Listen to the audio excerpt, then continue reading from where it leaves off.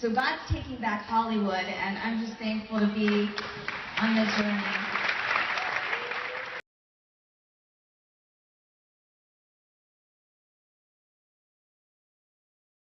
When Jesus was stripped of his clothing right before he was crucified, and how in all the movies and all the depictions we always see him wearing this little loincloth, but that in actuality he was naked, and he was stripped naked, and the reason that they made him naked was because they wanted to shame him.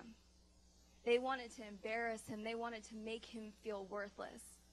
And every one of us, somewhere, something in our lives has tried to make us feel that way. Whether it's a person, whether it's, it came from our family, whether it was something makes us feel less than. And that was the first time that I started to understand my identity in Christ and who I was. And I started reading the Bible, and I thought, God says I'm a masterpiece? He says that he's counted every hair on our head? He says, wait, what? God says that he bottles our tears and writes down every sorrow. Can you imagine, you guys, doing that for someone that we love? Writing down in a book every single tear that they cry, keeping every single track of that? This Bible was a love story. Like, no wonder I've been kept from reading it for so long. No wonder I hadn't read it for myself. This was a love story to us. The entire Bible is about how much he loves us and adores us and how powerful we are in him.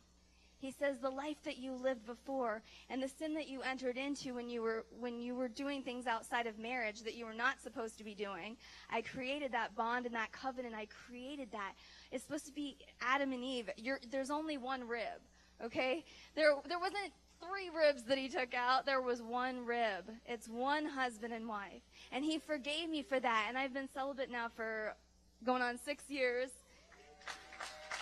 And not counting anymore. And what he then did was launch it into a ministry. And I was able to start counseling singles and couples on that.